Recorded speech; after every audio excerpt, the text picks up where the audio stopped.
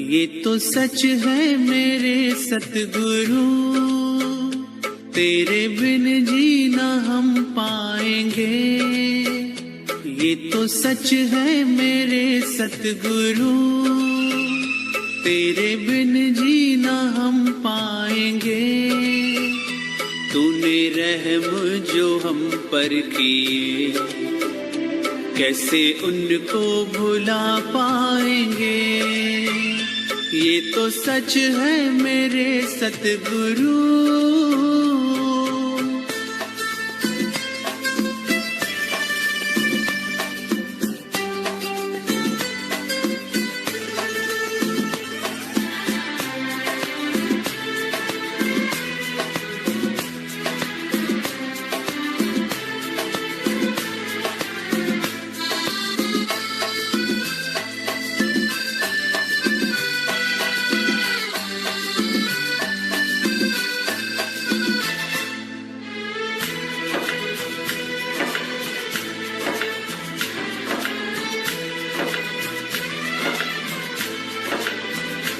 जिंदगी ये मेरी गमों से थी भरी, आके सतगुरु तूने खुशियां है भरी।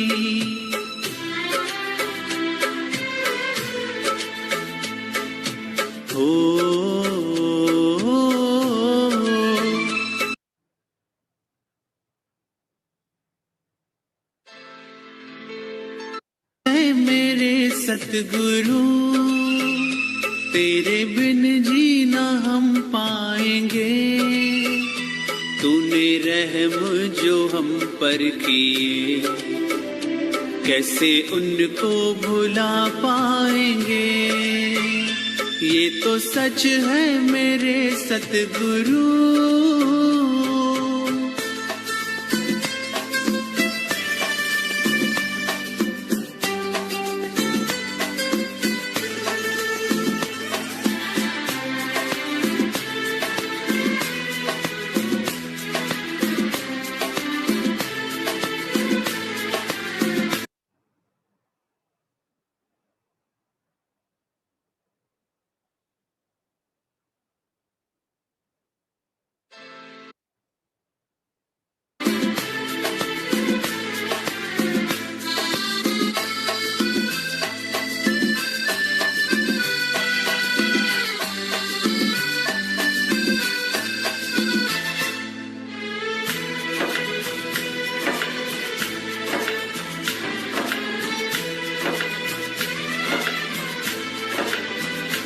जिंदगी ये मेरी गमों से थी भरी, आके सतगुरु तूने खुशियां है भरी।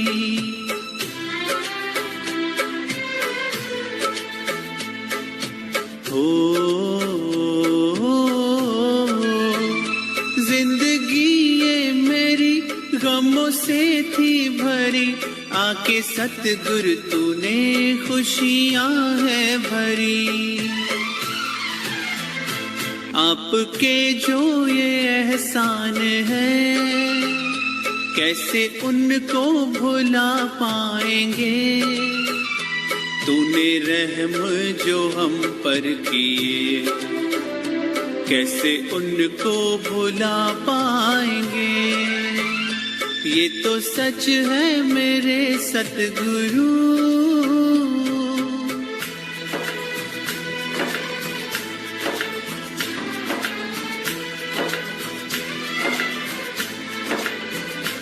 हर पल हर घड़ी तेरा सिमरन करूं, ऐसी रहमत सदा मेरे सतगुरु करो।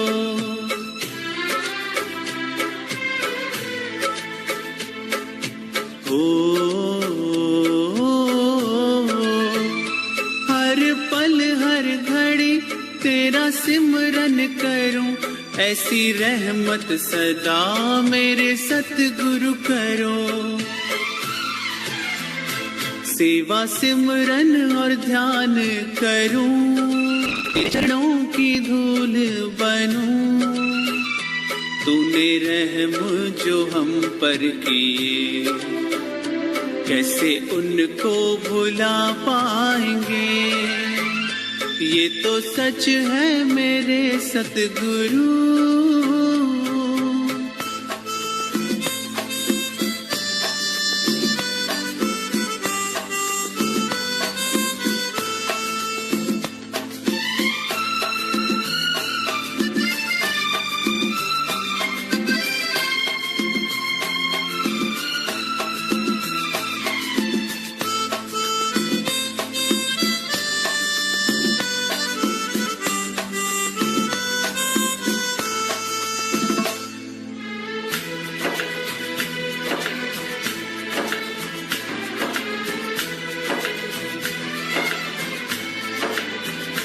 श्वास श्वास में हो सदा सिमरन तेरा, ऐसी रहमत करना मेरे सतगुरा।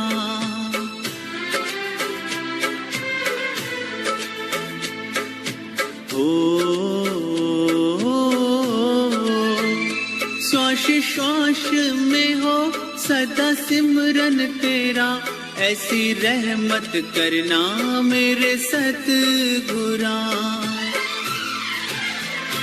दिन दुखियों की सुन लो पुकार, ओ मेरे माधो दीन दया।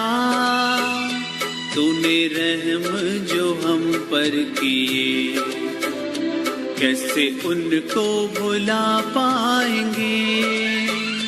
ये तो सच है मेरे सतगुरु, तेरे बिन जीना हम पाएंगे।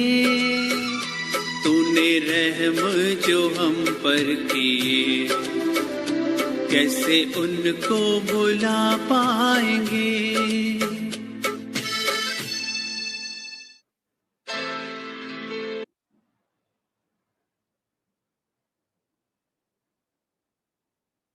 शांति। आज हम पिछले एपिसोड का थोड़ा रिवाइज करते हैं। हमने आपको बताया कि आत्मा के 7 गुण हैं, जिनकी हमने वर्णन कर चुके हैं, डिटेल में हमने बताया है। और वो जो 7 गुण हमारे में कम हो जाते हैं तो हमारी शक्तियां कम होने लगती है। तो जब शक्तियां कम हो जाती है तो फिर हम कौन से रास्ते अपनाते हैं, आज हम उस पर ही बात कर रहे हैं। हमने पहले सुना कि सुख शांति पाने के लिए उम्मीद रखी औरों से। अब और भी आपसे मांग रहे हैं और आप उनसे मांग रहे हो, अब दोनों के पास नहीं है तो हम एक दूसरे को दे नहीं पा रहे हैं, तो इससे भी मेरा कुछ सुख शांति का हुआ नहीं। दूसरा, हमने ढूंढा रास्ता कि चलो छोड़ो इसको, हम थोड़ा धन दौलत कमाएं, घर को सजाएं, सारी जितनी भी चीजें हैं अपने जीवन में लाएं, तो शायद उससे मेरे जीवन में सुख शांति आ जाए। लेकिन उससे भी सुख शांति तो आई नहीं, तो हमने तीसरा रास्ता अपनाया, चलो सोशल वर्क करते हैं। इन तीनों के बारे में हमने अच्छी तरह डिटेल में आपको सुनाया, और जिन्होंने भी नहीं सुना हो तो वो हमारे वेबसाइट पर मैं आपको बताऊंगी कि जहां मैंने अपलोड किया है बीके बीना पर, आप पुराने मेरे सारे वीडियो देख सकते हो। अब इन तीनों बातों से कुछ नहीं हुआ तो हमने चौथा किया कि भाई चलो अब हम करते हैं सत्संग। कितनी अच्छी बात है, कितना अच्छा विचार है, और ये तो सबको करना ही चाहिए। लेकिन रियल सत्संग क्या है ये हमने कभी सोचा नहीं है। रहमतों की कमी नहीं मालिक के खजाने में, झांकना खुद की ही चोली में है। क्यों? क्योंकि मुझ पे एक किस्सा याद आता है। एक बार, जैसे हम सब रोज सत्संग जाते हैं, अभी कभी ना कभी, जैसे मुझे भी अभी 2 दिन काम था तो मैं नहीं आ पाई, तो किसी मेरी बहन ने कहा, बहन जी आप आए नहीं थे आज सत्संग? मैंने कहा नहीं, मेरा जरूरी काम था इसलिए मैं नहीं आई। बट खैर, मैंने नहीं सुना, आपने तो सुना? बोला हाँ बहुत अच्छा था, बात ही मत पूछो, आपने कितना अच्छा सत्संग आपने मिस किया। मैंने बोला अच्छा, तो बहन जी थोड़ा मुझे सुना दीजिए, कम से कम मेरी भी तो थोड़ी जोली बढ़ जाएगी। अरे वो कहाँ याद आता है, अब तो हमारी उम्र हो गई है। तो ये क्या हुआ? आप सत्संगों में जाते तो हो, सब बात सुनते तो हो, लेकिन क्या अपनाते हो? ये इम्पोर्टेंट है। हर जगह अच्छी बातें सुनाई जाती है, हर सत्संग अच्छा ही होता है, कोई भी आपको बुरी सलाह नहीं देगा, बुरी बात नहीं कहेगा, लेकिन हमें झांकना खुद की झोली में है। कोई कहीं तो कोई छेद नहीं, हम पल्लू ले जा रहे हैं, वहां सत्संग में बैठे हुए हैं, लेकिन वहां का कुछ भी मैंने अगर वहीं का वहीं छोड़ दिया तो फिर सत्संग जाना तो कोई मतलब ही नहीं है। क्योंकि हमने सोचा है कि सत्संग जाना मीन्स बस वहां हाजिरी दी तो हमारा सब कुछ हो गया। ऐसा नहीं होता है। कहीं तो फिर सत्संग के लिए समझते हैं भक्ति मार्ग। भक्ति में क्या होता है, वहां गए, घंटी बजाई, पांव धड़े और थोड़ी आरती की, पूजा पाठ किया और चले आए, इसको हम सत्संग कहते हैं। इसको सत्संग नहीं कहते हैं। समय, सता, संपत्ति और स्वास्थ्य चाहे साथ दे न दे, ये जरूरी नहीं हर टाइम देगा, लेकिन अपना स्वभाव, समझदारी, सत्संग, ये आपको जरूर, और जो सच्चे संबंध है ना, ये हमेशा आपको साथ देते हैं। तो आप इन चीजों का थोड़ा ध्यान देंगे, इस पे हमें मन को टिकाना होगा। जो सुनते हैं अगर मुझे याद नहीं आता है तो आप एक डायरी लेकर बैठिए, और जो हम सुना रहे हैं उसमें से कोई पॉइंट, नॉट नेसेसिटी के मैं जो सुना रही हूँ एक एक शब्द आपको लिखना है, it is like a summary. आपने कोई एक बात लिख दी और उसके बाद आप उसको रिवाइज करोगे तो ऑटोमेटिकली उसको रिवीजन आपका होता जाएगा। क्योंकि आप देखो, कोई भी बात बचपन से हमें सिर्फ यही सिखाई गई है। बचपन में भी जब मुझे ए फॉर एप्पल, तो हम एक महीना तो लगाते थे A for Apple, A for Apple लिखते। फिर अभी लिखने से समझ भी नहीं आया तो ए फॉर एप्पल दिखाया गया कि भाई ये एप्पल है, देख लो। अभी इसको जब भी आप अपने विजुअलाइज करोगे तो ए फॉर एप्पल जल्दी याद आ जाएगा। तो हमें जब तक कोई भी बात, जब तक आप लिखोगे नहीं, पढ़ोगे नहीं, 10 बार नहीं पढ़ोगे, तो आपको कोई भी चीज याद नहीं आने वाली है। ये धीरे धीरे फिर वो मेरा बढ़ता जाएगा। तो आप थोड़ा समय निकालिए, आप लिखिए। जो पॉइंट आपको, एक भी पॉइंट आपने ले ली तो भी आज ये जो हमने बोला हमारा सफल हो गया। तो कहते हैं ऐसा समय जीवन में कभी नहीं आएगा। कौन सा समय? हम क्या चाहते हैं, कौन सा हम समय चाहते हैं, आइए हम देखते हैं। जब जीवन में हर तरह से अनुकूल हो। आज तो मेरी तबीयत ठीक नहीं है, मेरी तबीयत ठीक हो जाएगी ना मैं फिर सत्संग आऊंगी। अरे मेरी बेटी की शादी है ना, शादी हो जाएगी मैं बाद में आऊंगी। मैं धंधा कर रहा हूँ, मेरा धंधा बिजनेस हो जाएगा ना, मैं फिर आऊंगा। ऐसा समय जीवन में कभी भी नहीं आएगा कि हर बात मेरी तरह से अनुकूल हो। जीवन में चुनौतियां तो आती रहेगी हर बार, एक बार नहीं आती है जीवन में, हर बार आप देखोगे नई नई चुनौतियां आती है। और जितनी जितनी हमारी समझ बढ़ती है उतनी चुनौतियां डिफरेंट वे में आती है। जैसे एक बच्चा अगर फर्स्ट स्टैंडर्ड में है तो फर्स्ट स्टैंडर्ड की ही खाली एग्जाम होती है, उसको 10th की या यूनिवर्सिटी के एग्जाम के पेपर नहीं आएंगे। तो जैसे जैसे हम सत्संग करते हैं, अच्छी बातें सुनते हैं, हमारी जितनी जितनी कैपेसिटी बढ़ती है, हमें दिव्य गुण और दिव्य शक्तियां जितनी जितनी बढ़ती है, तो परीक्षा और चुनौतियां भी आती रहेगी, क्योंकि अब हमारी समझ बढ़ गई है। हम आराम से हर चीज को हम क्या है, पार कर सकते हैं। अब हमारे जीवन में परेशानी कभी नहीं आएगी, क्योंकि ये हमने ठान लिया है। लोग सोचते हैं जब जीवन में अनुकूलता होगी तब ही मैं सत्संग, भजन, कीर्तन करूंगा, है ना? नहीं तो ये तब मैं भजन, कीर्तन, भक्ति, सत्संग जो भी कहोगे ना, मैं हर चीज करूंगा, बस मेरी ये बात पूरी होने दो। ऐसा पॉसिबल तो है ही नहीं। लेकिन जीवन में ऐसा दिन कभी नहीं आएगा जो आप चाहते हो तब मैं सत्संग कीर्तन करूं। जब अनुकूलता ही अनुकूलता हो, मेरे सामने सब कुछ ठीक हो, कोई प्रकार का प्रॉब्लम ना हो, परेशानी नहीं हो, और फिर मैं सत्संग सुनूंगी। उल्टा ये सत्संग किसके लिए है?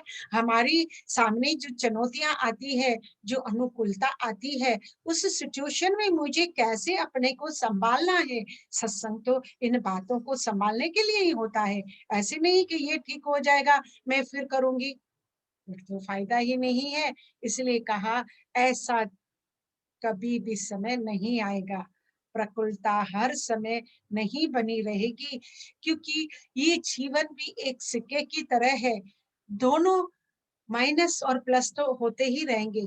आप हमेशा चाहो कि मैं हमेशा बस ऐसे रहूं, तो वो आपको सत्संग से ही होगा।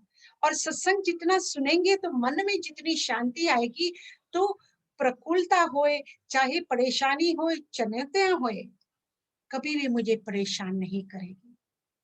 इसलिए वचन, शक्ति, भक्ति, ध्यान, पुण्य, सेवा, सत्कर्म, परोपकार के लिए क्या करना है? किसी दिन का इंतजार मत करना, इंतजाम करना पड़ता है हर बात का। इंतजार करते रहेंगे तो सारी जिंदगी तो यही निकलती जाएगी, हम परेशानियों से तो कभी ऊपर ही नहीं आ पाएंगे। भजन, सत्संग, कीर्तन, सिमरण, ये उन सिचुएशन को ठीक करने के लिए ही है। उल्टा उस समय जितना करोगे उतना आपको ज्यादा फायदा होगा। तो क्यों ना हम अभी से ही शुरू करें, आज से नहीं, लेकिन अभी से ही शुरू करें। परमात्मा और सतगुरु से अधिक जीवन का सच्चा हितैषी तो और कोई नहीं है। आप चले जाइए, आप करो, और आप सबको प्रैक्टिकल लाइफ में ये भी बातें हुई होगी। सच्चा हितैषी मेरा कौन होता है, मुझे कौन समझाता है? वो जो भी दुख सुख भी भेजते हैं। अब देखो, मैंने कहा जीवन क्या है, एक सिक्के की तरह है, दोनों आएंगे। ये इस पे हमने डिटेल में बात कर चुके हैं, सुख और दुख क्या है, तो मैं उसका डिटेल नहीं ले रही हूँ। और फिर वो जीव का सच्ची रूहानी लाभ के लिए ही बेचते हैं। जो भी प्रॉब्लम आता है वो मुझे कुछ ना कुछ सिखाने के लिए आता है, आप उसमें से ढूंढो। और वो अगर जो भी दे तो शुक्र करो, और ना भी दे तो सब्र करो। क्योंकि आप देखो, एक माँ भी है ना, अपने बच्चे की भलाई के लिए, अगर बच्चा उससे कहेगा मुझे चाकू दो मैं खेलूं, तो क्या माँ उसको देगी? उसको मालूम है वो क्यों नहीं दे रही है, क्योंकि उसे मालूम है कि इससे इसको नुकसान पहुंच सकता है। तो प्रभु भी जो मुझे दे रहा है, मैं उससे ही शुक्रगुजार रहूं।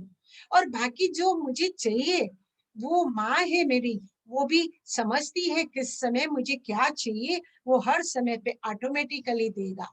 आपको मांगने की भी जरूरत नहीं पड़ेगी। आजकल तो ऐसा माहौल है, कहते हैं आज के जमाने में सत्संग उसी का बढ़िया रहता है। आप देखो, हर सत्संग में बहुत भीड़ नहीं होती है, लेकिन भीड़ कहाँ होती है? जिसके पंडाल में गरम पकोड़े, जलेबी और गरम अदरक वाली चाय मिले। वरना ज्ञान तो अब व्हाट्सएप पर भी बंटता रहता है, पूरा व्हाट्सएप बड़ा पड़ा है। हमें सत्संग करने की जरूरत ही क्या है? और हर जगह हम ये चीजें चाहते हैं, तो ध्यान फिर मेरा भटकता है, मन फिर मेरा भटकता है। मुझे सत्संग का सही जो है मान्यता और महिमा तो मुझे समझ में ही नहीं आई। इसलिए लोग इन बातों के पीछे जाते हैं, क्योंकि मुझे सत्संग की पूरी महिमा समझनी है कि उस महिमा क्या है सत्संग की। कहा जाता है सत्संग इज अवर क्लास। जैसे एक बच्चा रोज हर रोज क्लास में जाता है, क्लास में नहीं जाएगा, आप देखो घर में भी बैठे आप भी सिखा सकते हो बच्चे को ABCD, फिर क्लास में क्यों भेजा जाता है? जरूरत है क्या? क्यों? बच्चा घर में अगर माँ उसको सिखाएगी, कहेगी बेटा अभी बैठ मैं तुमको पढ़ा रही हूँ, कहेगा नहीं अभी मुझे टीवी देखनी है, टीवी पे सीरियल आ रही है। कोई अनुशासन नहीं होता है। वो आपकी बात हर टाइम नहीं मानेगा। लेकिन क्लास में क्या है, उनकी रेगुलरिटी, पंक्चुअलिटी और सिंसियरिटी सब ये होती है। इसलिए सत्संग भी क्लासों में किया जाएगा, ऑनलाइन करने से आपको कोई समझा नहीं पाएगा। और सत्संग में जो संगत होती है ना, वो मेरे क्लासमेट्स होते हैं, जो भी वहां संगत में आते हैं ना। चलो, क्यों संगत होती है कि हम ऐसे लोगों की संगत करेंगे। सपोज हमको कुछ समझ में नहीं आया तो हम अपनी संगतियों से पूछ सकते हैं कि आज क्या हुआ, इसका थोड़ी आपस में हम रूहान करेंगे, आपस में हम ये बातें करेंगे, उसको भी सत्संग ही कहा जाता है। जो प्रभु से मिलाए, प्रभु की महिमा करे, सतगुरु की महिमा करे, यही तो सत्संग है। Satsang is our school, we are all students. हमेशा सोचना चाहिए मैं स्टूडेंट हूँ। क्यों? टीचर को तो सब मालूम होता है, स्टूडेंट को तो हर जानकारी मिलती रहती है।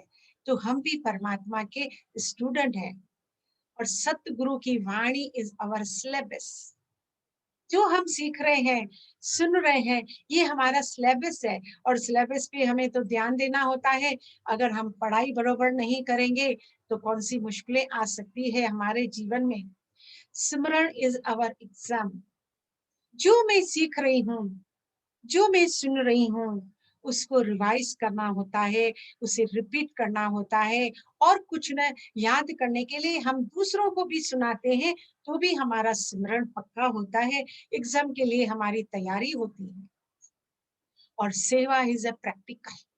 जैसे मैंने कहा, आपको जितनी खुशी मिली, आपके पास जितना मिला, आप दूसरों को देते जाइए ना। आपको उसमें तो कुछ बांटने में आपका कोई कुछ कम तो नहीं होगा। उल्टा आप जितना भी सेवा करते रहोगे तो आप देखोगे हर जीवन में आपकी प्रैक्टिस होती जाएगी। और हर जीवन में जो परेशानियां है ना, हम उससे बाहर आ जाएंगे, क्योंकि मेरा मन लगा हुआ है। और सत्संग का स्मरण और सत्संग के वहां ये सब करना, उससे ज्यादा फायदा है। दूसरी सेवाएं करने से तो मैंने बताया था कि हम सोशल भी करते हैं, लेकिन कहाँ हमको ज्यादा फायदा है। और सतगुरु इज अवर टीचर। टीचर को ही मालूम है, क्योंकि एक टीचर ही होता है जिसके साथ हम 24 घंटे कुछ भी शेयर कर सकते हैं। आप देखो, कहीं ऐसी चीजें होते हैं हम सबके साथ शेयर नहीं कर सकते। माँ बाप के साथ नहीं शेयर कर सकते, अपने फ्रेंड्स के साथ शेयर नहीं कर सकते। लेकिन सतगुरु के आगे आप कोई भी परेशानी ले आइए, आप कोई भी बात ले आइए, आपको उसका सॉल्यूशन निकाल कर देगा। वो मेरा टीचर है। आप उस रूप से तो आपका उस संबंध रख के देखो। और ईश्वर इज अवर एग्जामिनर। परमात्मा वो एग्जाम लेता रहेगा। आप फर्स्ट में होगे तो फर्स्ट की टेस्ट होगी, यूनिवर्सिटी में होंगे तो यूनिवर्सिटी की। हम जैसे जैसे आगे बढ़ेंगे, हमारी परीक्षाएं बढ़ती रहेगी और हम नंबर 1 भी लेकर दिखाएंगे। और कर्म इज अवर रिजल्ट। आज मैं कहती हूँ मैं तो सबके साथ अच्छी चलती हूँ, मालूम नहीं मेरे साथ ही ऐसा क्यों होता है। ऐसी कोई बात नहीं है। ठीक है, पॉसिबिलिटी है कि ये जन्म में मैंने किसी के साथ कुछ नहीं किया है, लेकिन ये तो जन्म जन्मों का हमारा हिसाब किताब है। ये जन्म की कोई बात नहीं है। पर अगर मैं लकी हूँ, मुझे ये जन्म में सतगुरु मिला है, टीचर मिला है, और मुझे अच्छी बातें बता रहा है, तो अभी भी मैं अपने कर्म बदल सकती हूँ। ये मैं आगे कर्म की गति में आपको डिटेल में बताऊंगी कि हम अपनी तकदीर खुद ही कैसे ठीक कर सकते हैं और उसको परफेक्ट बना सकते हैं। दुख ही धूप में तू छांव बनकर आया है ना परमात्मा। मेरी हर तकलीफ को तूने हर पल अपनाया है। कैसे करूं तेरा शुक्रिया बाबा, कैसे करूं तेरा शुक्रिया मेरे मालिक। तूने ही तो मुझे कंकड़ से हीरा बनाया है। आज जो भी हम हैं, इन अच्छी बातों के सुनने से ही है, इन सत्संगियों से है, इन संगत से है। और जो भी धारणा करते जाएंगे, कंकड़ से हम हीरे बनते ही जाएंगे। सिर्फ धारणा की जरूरत है, हमें अपने जीवन में धारण करते ही रहना है। तो सत्संग की महिमा तो बहुत सारी है। कहा जाता है परमात्मा से प्यार और इंसान के प्यार क्या फर्क है कि नहीं है। हम इंसानों से प्यार करते हैं और परमात्मा से। आपको सबको एक्सपीरियंस भी हुआ होगा, ऐसी कोई बात नहीं है, लेकिन मैं हर एक के लिए नहीं कह रही हूँ। इंसान से होने वाले प्यार पर तो हमारी कमजोरी बन जाती है। ऐसा क्यों? क्योंकि आप देखो कि अगर हम जिससे भी प्यार करते हैं, वो मेरी कमजोरी कैसे बनता है। सपोज उसको, उसके जीवन में कोई दुख आया या उसके पास कोई परेशानी आई, तो वो परेशानी आई है, अगर वो आकर, आपकी एक बहन है, वो बहुत परेशान है, वो आपको आकर सुनाती है, अरे मेरे घर में तो ये हो रहा है, मैं तो बहुत दुखी हूँ, मुझे तो कोई समझता नहीं है, मुझे ये नहीं कर रहा है। वो तो दुखी है, वो आई आपके पास और आपका उनके साथ प्यार है, आप भी उसके साथ बैठो रोने, अरे तेरी तू तो बहुत दुखी है, तेरे घर में ये हो रहा है, हो रहा है। अब आपने उसका दुख कम किया या बढ़ाया?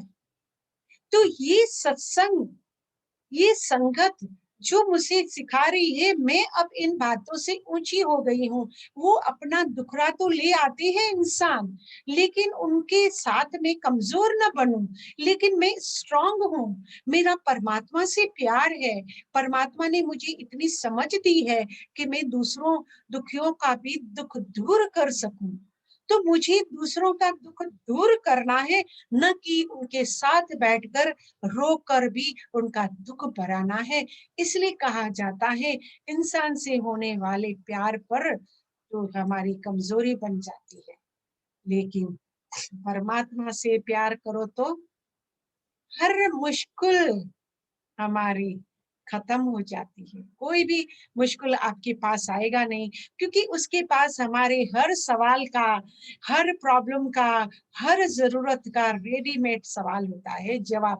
आप उनसे कभी भी दिल से बात करके देखो, सच्ची दिल से करके देखो, और अपना हृदय परमात्मा के साथ लगा कर देखो। इसलिए कहा जाता है निष्काम भक्ति ही सर्वोत्तम भक्ति है।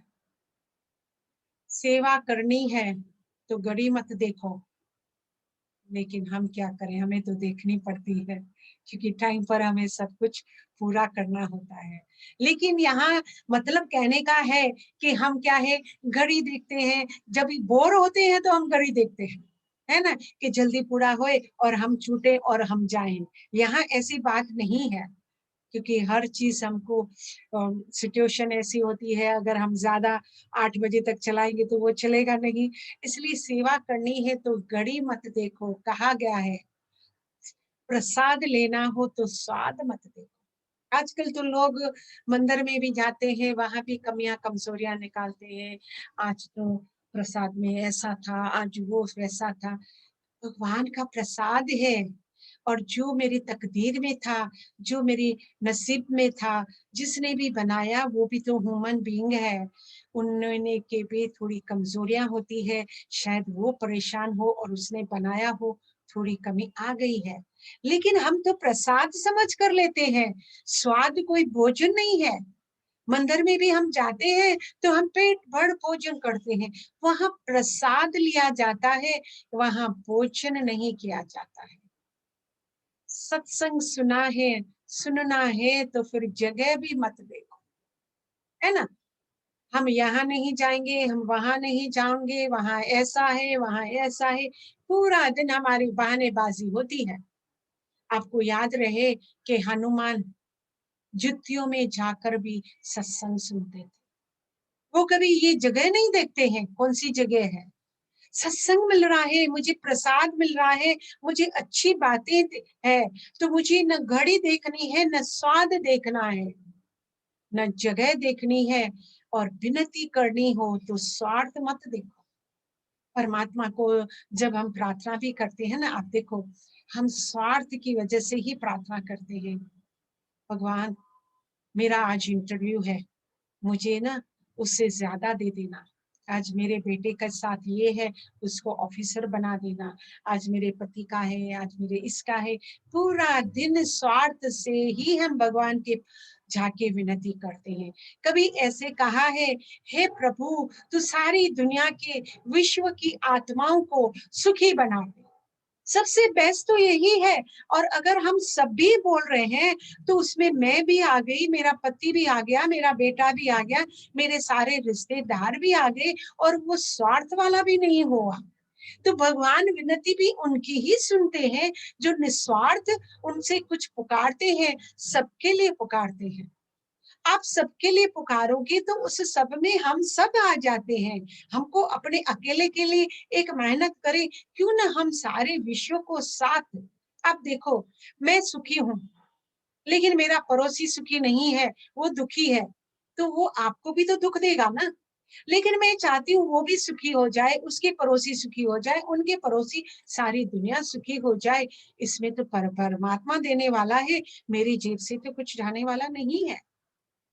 तो विनती करनी है तो स्वार्थ मत देखो, और फिर समर्पण करना हो तो खर्चा भी मत देखो।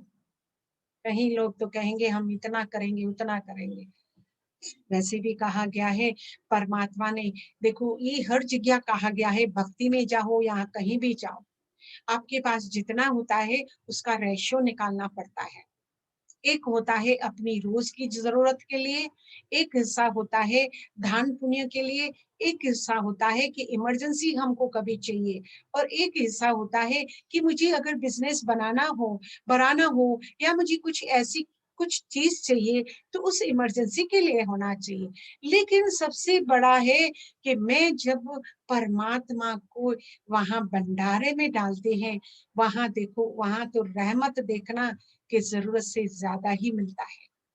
दूसरी जगह तो मैं करूंगा वो आपको रिटर्न नहीं मिलेगा, लेकिन परमात्मा के यहाँ हम जितना भी करते हैं ना, तो आपको वहां रहमत की जरूरत नहीं होती है। इसलिए कहते हैं भरोसा ईश्वर पर है तो जो लिखा है तकदीर में वो ही पाओगे। भरोसा अगर खुद पर है तो ईश्वर भी वही लिखेगा जो आप चाहोगे। इतना अच्छा, बड़ा महत्व, बड़ा ये मैसेज है। कहते हैं सत्संग का महत्व क्या है। सत्संग में कायदा नहीं होता, वहां कभी भी कोई भी कायदा नहीं है। कभी हमारे पास काम है, हम थोड़ा लेट आए तो थोड़े पूछेंगे लेट क्यों आए, पहले क्यों नहीं आए, काम हो गया। यहाँ किसी भी प्रकार का कायदा नहीं है, लेकिन व्यवस्था जरूर होती है कि आप देरी से आओ और फिर सबको डिस्टर्ब करके आगे बैठो या पीछे बैठो या हिलो चिलो दूसरों को आप परेशान मत करो। जो आराम से सत्संग एकाग्रता से देख रहे हैं तो व्यवस्था से जरूर बैठना है, लेकिन किसी को भी परेशान हमें नहीं करना है, क्योंकि उसका बोझा भी हमारे ऊपर है। सत्संग में सोचना नहीं होता। आप सोच के जाती हो क्या सत्संग में, आज मैं ये सुनूंगा, आज ये मैं बोलूंगा, आज ये मैं विचार करूंगा। वहां तो समझ मिलती है। जो मेरे पास प्रॉब्लम होते हैं, अगर वो भी सोचकर मैं जाऊंगा तो भी मुझे वहां समझ इतनी अच्छी। और आप देखोगे जिस दिन हम तो इतने लाखों करोड़ों में लोग हैं, सत्संग जाते हैं, हर एक की अलग अलग परेशानी होती है, सबकी एक जैसी नहीं होती है।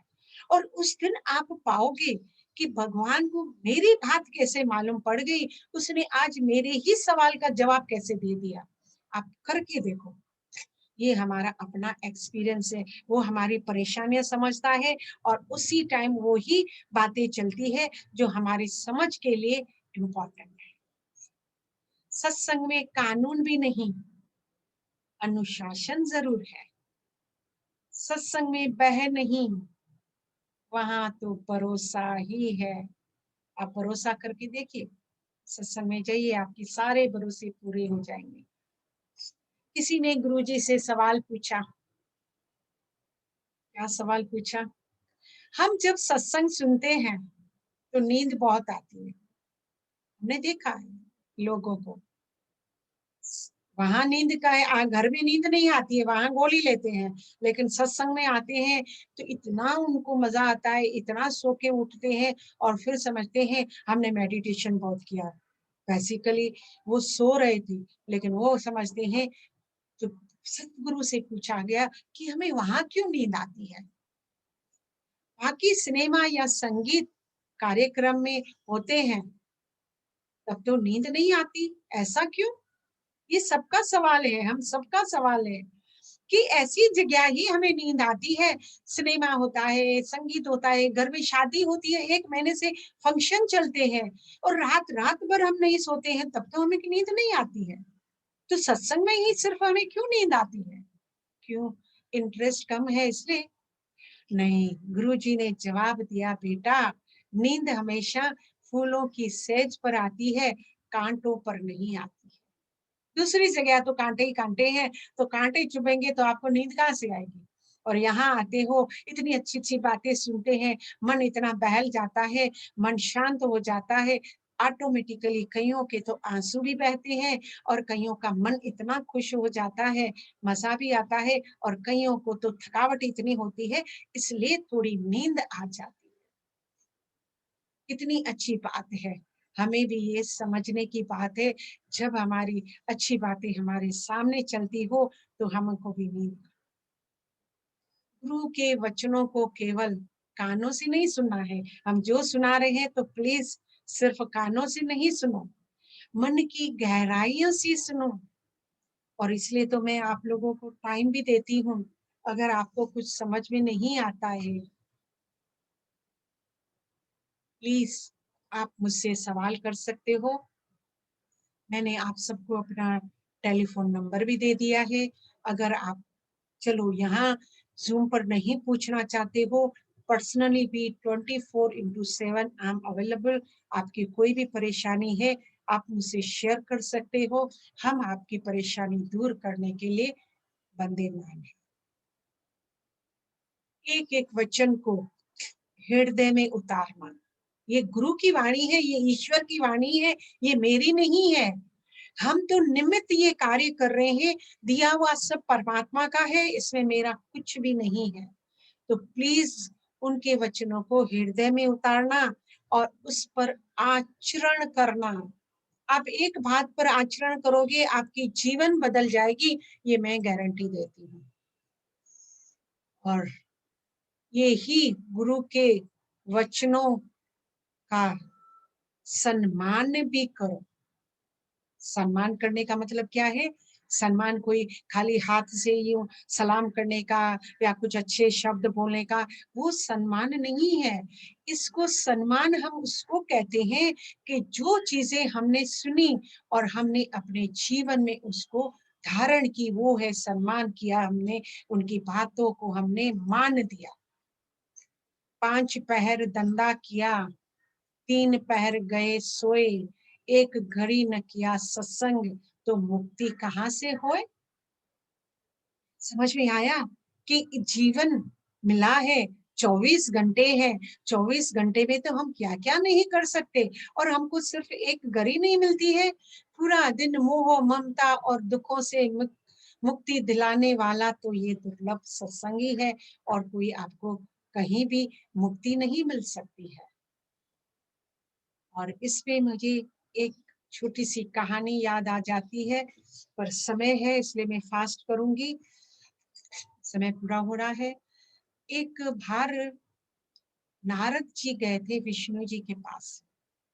उसने उससे पूछा था, भगवान मुझे सत्संग की महिमा का कुछ आप सुनाओगे? उसने कहा सत्संग की कोई वर्णन थोड़ी होती है, मैं उसको शब्दों में मैं बता नहीं सकता हूँ, सत्संग कोई वर्णों से नहीं किया जाता है। तो फिर कहा गुरुदेव फिर मुझे कैसे? कहा ठीक है तुम है ना एक पास में है ना इमली का जार है, वहाँ गिद्ध रहता है, उससे जाकर आप इसका सवाल करो, वो आपको जवाब देगा। वो बेचारा नारद जी नारायण नारायण नारायण करते इमली के जार के पास पहुंचा और उस पक्षी से पूछा कि सत्संग की महिमा क्या है? सत्संग का नाम सुनते वो इमली की झाड़ से गिर गया और उसके प्राण पखेरु हो गए। ये तो नारद घबरा गया, वापस आया, नारायण जी को बात बताई कि ऐसा हुआ? कहा अच्छा, उसने कुछ नहीं बताया। अच्छा ठीक है, तुम अभी ना एक एक धनी है, उसके घर में जाओ और उसके वहाँ एक तोता है, वो बहुत अच्छा है, वो आपको सत्संग का महिमा बताएगा। अब इसको तो सत्संग की महिमा ही सुननी थी, अब वो गया और वहाँ भी तोते से यही सवाल किया कि सत्संग क्या है? जैसे ही उसने सत्संग का नाम लिया, फिर वहाँ भी वो तोते ने अपना प्राण त्याग दिया। नारद जी को तो बहुत परेशानी हो गई। अरे सत्संग का जहां नाम लेता हूँ सब अपने प्राण त्याग देते हैं, तो क्या सत्संग ये मरने की बातें सिखा रहा है क्या? वो घबराता घबराता फिर वापस विष्णु जी के पास आया। अब विष्णु से फिर वही बात दोहराई। तो कहा अच्छा ठीक है छोड़ो, अब एक राजा है उनका अभी न्यू पुत्र भान हुआ है, आप उसके पास जाओ, वो आपको जरूर सत्संग की महिमा सुनाएगा। अब ये तो डरता डरता नारद फिर नारायण नारायण पुकार के अब दो की तो जान ले ली। वो तो ठीक थे, लेकिन ये तो राजा को बेटा होता ही नहीं था। अब इतने उसने यज्ञ किए सत्संग किए तब इनको बेटा हुआ है। अगर मैं जाकर ये सवाल वहां पूछूं और उनको कुछ हो गया तो राजा तो मुझे ही मार देगा, अब तो मेरी मृत्यु सामने है, क्या करूं? लेकिन चला।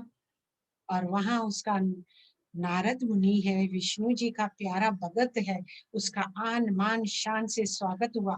वो वहां गया, उसने कहा मुझे राजकुमार से मिलना है। राजकुमार के पास जाकर उसके कानों में उसने कहा सत्संग की महिमा क्या है? अरे कहा आपको नहीं मालूम, चंदन को अपनी खुशबू का ही नहीं मालूम? आप ही तो संत हो, विष्णु जी के पुजारी हो, पूरा दिन विष्णु जी का नाम नारायण नारायण लेते रहते हो, आपके दर्शन से तो कईयों की मुक्ति हो जाती है। यही तो बड़ी सत्संग की महिमा है। आप देखो वहां गए थे इमली के पैर में, तो उसकी बेचारे की जूनी छूट गई, तोते की जूनी छूट गई। अब मैं यहाँ मनुष्य जन्म में आया हूँ और वो भी राजा के घर में। तो गुरुदेव मुझे आपसे ही प्रेरणा चाहिए कि ये मेरा जन्म बना रहे और मैं, बस यही है सत्संग की महिमा। आप देखो एक सत्संगी से भी मिलने के लिए अगर मेरे जीवन में इतनी मुक्ति मिल सकती है तो सत्संग करने से हमें कितना नहीं मिलता होगा। और सत्संग कोई न्योता थोड़ी है जो ठाकुर जी बुलाएंगे तभी जाएंगे। कई बोलते हैं नहीं अभी हम नहीं आएंगे, अब जब भगवान बुलाएगा ना, शायद उनका बुलावा है नहीं इसलिए हम नहीं आ पा रहे हैं। तो क्या भगवान ऊपर से आकर आपको न्योता देगा? अरे जो इंसान बता रहा है आपको तो आप उसकी बात नहीं मान रहे हैं, तो फिर दूसरे न्योते आप कहाँ करेंगे? सत्संग तो रूह की भूख है। जिसको रूहानी भूख होगी वो खुद ही भागता आएगा, उसको बुलाने की जरूरत नहीं होती है। भूख है ये। अगर आपको सच्चा सत्संग चाहिए, सच्ची नॉलेज चाहिए, रूहानी में आपको आगे बढ़ना है, तभी आप दौड़े दौड़े आ जाते हो 6 बजे। जिनको ही तो आप अपना बैग को पैक करना, आप इतने लकी हो कि आप आज ये न्योता परमात्मा का मिला है जो आप उसको सुन रहे हो और अपने जीवन की, कहा जाता है लोहा को सोना बनाने वाला एक चमत्कारी पत्थर है। सोने के साथ मिलकर चांदी भी सोने जैसा दिखाई पड़ता है, पारस के साथ पत्थर भी पारस हो जाता है। अर्थात सत्संग का प्रभाव है मनुष्यों के ऊपर अवश्य पड़ता है। सत्संग करने से हमारी जीवन 100% बदलती है। ये 100% सच है। क्यों? क्योंकि हम यहाँ किसके वहां है, हम किसके साथ जुड़ रहे हैं। अगर आप देखो एक पारस इतना चमत्कार कर सकता है, पारस लोहे के साथ मिलकर उसको अपना बना देता है, सोना बना देता है, लोहे को भी सोना बना सकता है।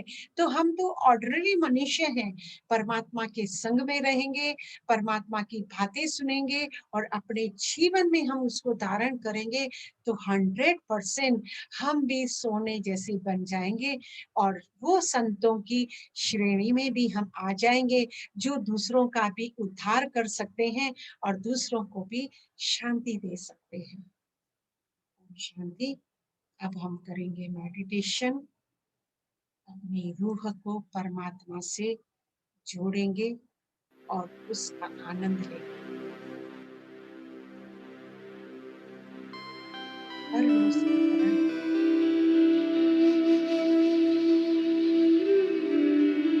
ये चलते हैं, अपने मन बुद्धि को आसपास की हलचल और आवाजों से परे अपनी अंतर आत्मा,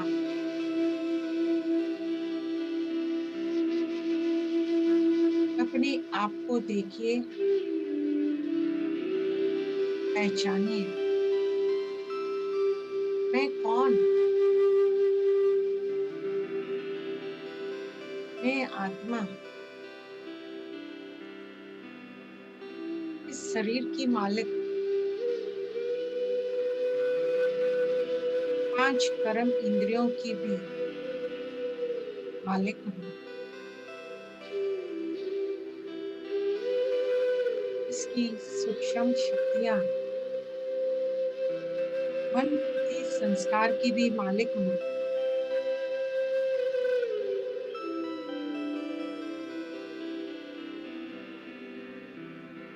आइए सुनते हैं अंतर आत्मा की आवाज। क्या चल रहा है मन में? क्या अभी तक पुरानी बातें ही याद आती हैं? नहीं, अब ये रोज नई नई पॉजिटिव बातें सुनते,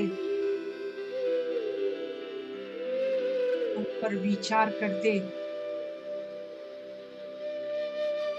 मनन चिंतन करते,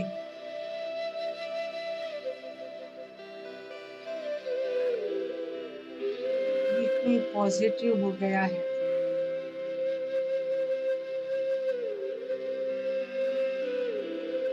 अब इसकी दिशा बदल गई है।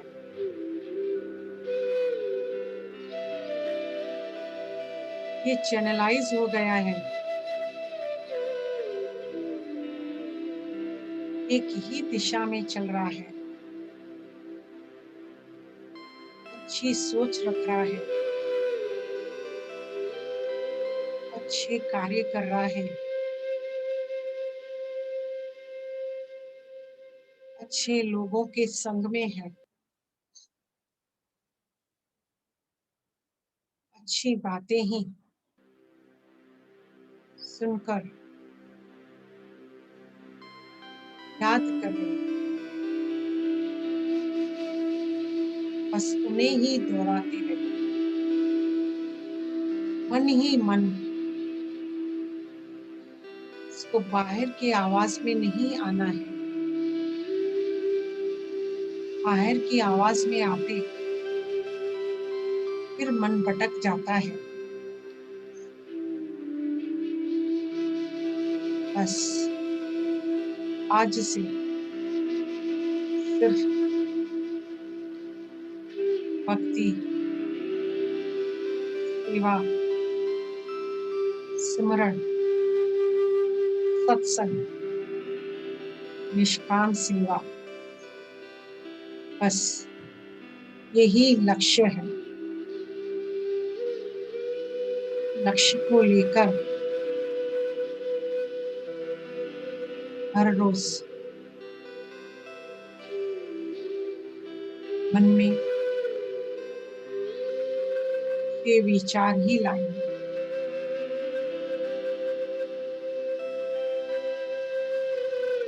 अब मेरा मन बिल्कुल शांत, शीतल, आनंदमय हो गया है। इस आनंद को मैं कायम रखूंगी। इसकी लहरें चारों तरफ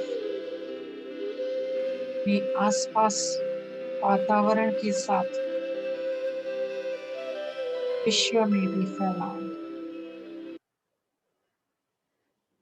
ओम शांति शांति शांति।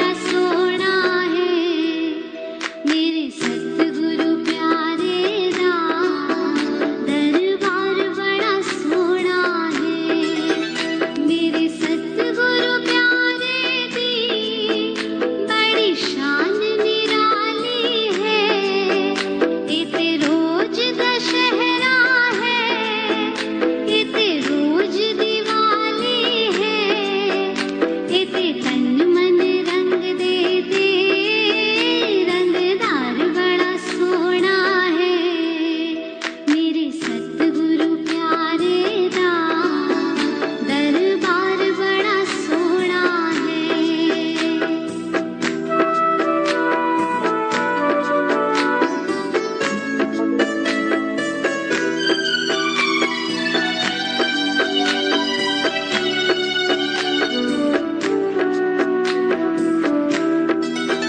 जिदे इत्थे आ जांदा गोदी बिगड़ी सवर जांदी, तेरा दर्शन पा लेंदा गोदी किस्मत खुल जांदी मेरे सतगुरु प्यारे दा सत्कार बड़ा सोना है मेरे सतगुरु प्यारे दा दरबार बड़ा सोना है मेरे सतगुरु प्यारे दी पहचान निराली है। सिर मुकुट सोहे सोना, हथ बंसरी प्यारी है, जदों बंसरी बजती है सुर ताल बड़ा सोना है मेरे सतगुरु प्यारे दा दरबार बड़ा सोना है। इत्थे दर्शन होंदे हैं, दीदार बड़ा सोना है मेरे सतगुरु प्यारे दा दरबार बड़ा सोना है।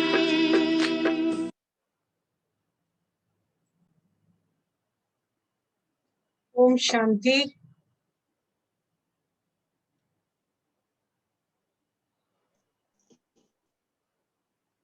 किरण जी बोलिए, कुछ बोलना है किसी को? ओम शांति सिस्टर। ओम शांति। कैसे गए 2 दिन? याद किया आपको, मिस किया। नहीं, दिया है ना हमने उनको, वो बताया है आपको, वो उनको रिपीट करते ही रहना है जो सीखा सुना ना। हाँ।